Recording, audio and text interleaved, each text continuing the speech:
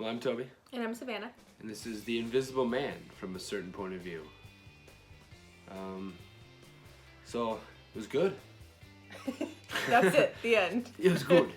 I mean, we really didn't have any expectations going into this movie. I think the biggest thing was just the whole weird, like the weirdness of the fact that it's supposed to be like a universal, not supposed to be part of the Universal universe, but it's like the Universal monster movie, but it's also not really. Because it's definitely modern times. Yeah.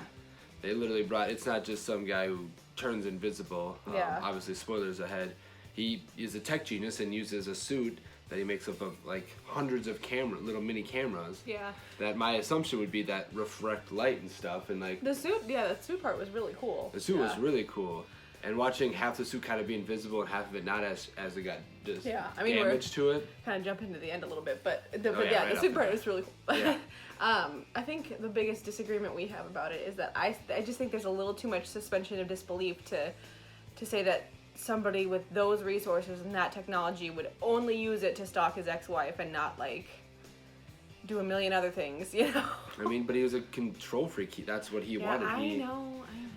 I mean, if you're just somebody who's gonna go to that lengths anyways, would do that. I just feel like there's so much more you could use that technology for. I think one of my biggest ones is that he starts having him be like her notice him right off the bat.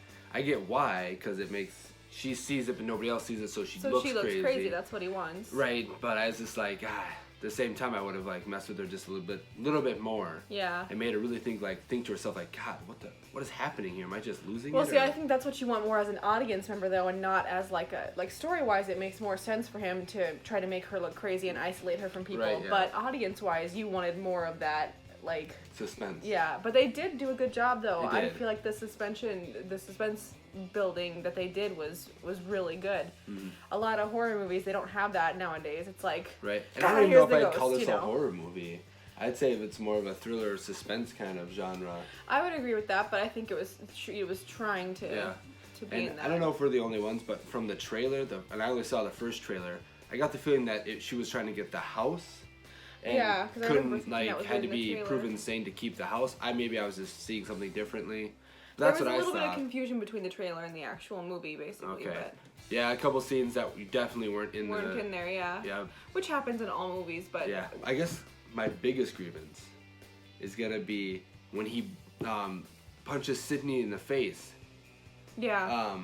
And she instantly starts blaming C, and I'm like, well, what are you doing? Like, there's no way with the position that she was in that she'd be able to punch you in the face. Yeah, he punches. It didn't sound like a slap. It sounded like and the way she went, it looked like a freaking punch to the face. Well, and it was like her nose was bleeding, so it wasn't. Yeah.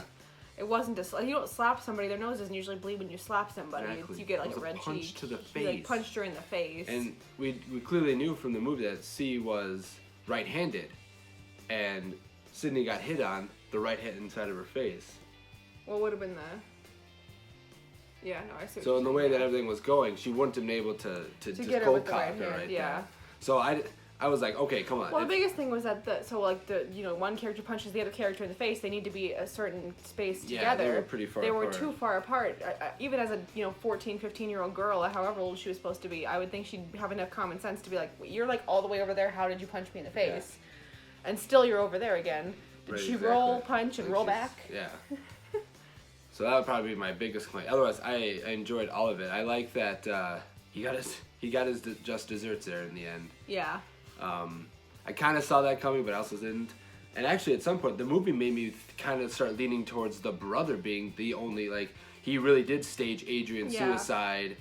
So Adrian. It would have been an interesting twist if they gone that. Yeah, and then that's what you think all of a sudden too. Yeah. You're like, oh my god, they reveal it. She shot him. It's the brother. You're like, holy shit! But then you're like, oh wait, they found Adrian in a hole or in a part of his house, some basement, which the plywood was on the inside. So you'd think that there'd have to be another way in there. Otherwise, you'd have to nail that in from the inside. So I don't know about that, but hey, I guess when you look, I don't know. I think that's and that's another just weak point of the movie is there's just certain common sense things that are ignored. She plans this whole, there's just a bunch of common sense things that they ignore in this movie. Like she plans this whole elaborate escape in the very beginning to get away from her husband, and then when she gets to the road where she's supposed to meet her sister, she's literally just standing in the middle of the road with her flashlight on, and then all she sees is headlights, and she's just sitting there like, oh hey, like, you'd think you'd have enough common sense to be like, okay, those are just headlights, it could be him. Like, he could have gotten in his car and driven out that way. Right, exactly. And you should hide in the bushes and wait for the car to pull up to make sure. You know, there's just weird character decisions, like the little girl thinking that she punched her, even though they were too far apart.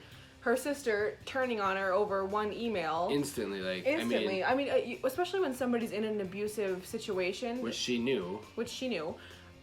People are likely to turn on you out of nowhere and just be like, you know what, no, I want to go back to my abusive person, and then they say, you're the toxic one, I want you out of my life. That's not an uncommon thing for abusive people to do, even though she didn't even do it.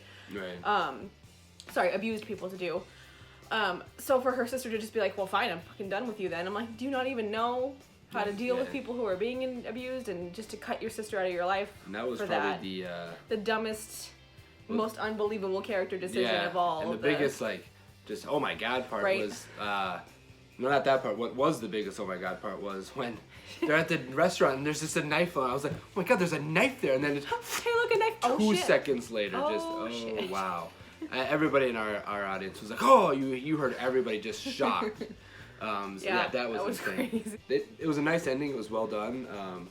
Overall, I do feel like the movie had a bit of a pacing issue because of those things. Like, there would be no action, but a bunch of like suspense building, like, which is good. You can build suspense without there being a ton of action. Mm-hmm. But then they would focus on that suspense building, and then boom, like, the email was sent, and we were confused because we didn't.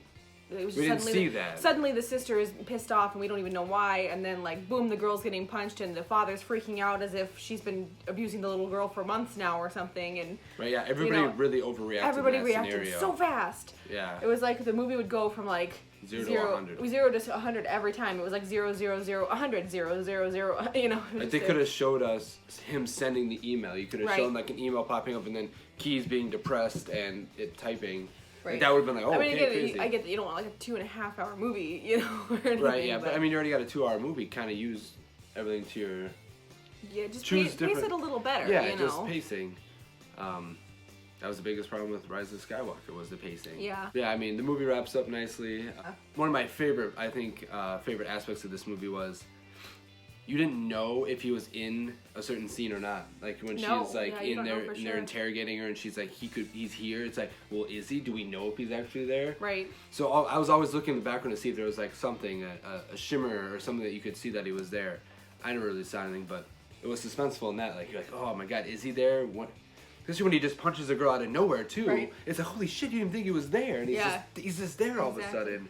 Yeah, and I think that's actually my favorite parts of stuff, where they do stuff like that, or like when she'll be like talking to him, and you don't even know if he's in the corner or if she's literally just talking to herself. She could be talking to him, she could be talking to nobody. Right, yeah. So she does kind of look a little crazy in that aspect too. Even to us, because we don't know. Yeah, we don't know. And I liked that conversation a lot too that she had with you know, assuming he was in the corner of like, why would you even choose me? I don't understand, you know. Yeah, you could have had anybody you wanted. Yeah. Why me? I think that's actually a very good conversation to have, you know. Right, if anything, you're not getting answers back, but he's telling you. And then, you know, gives himself up by saying surprise at the end, so she knew that it was him totally. Yeah. And, yeah. So, yeah, overall, I think we agreed better on Death Sticks. Yeah, there was definitely a lot that could have made it better. You know, between all the weird pacing and the weird character decisions. Yeah. But overall enjoyable, so that's all we got. So until next time, may the films be with you.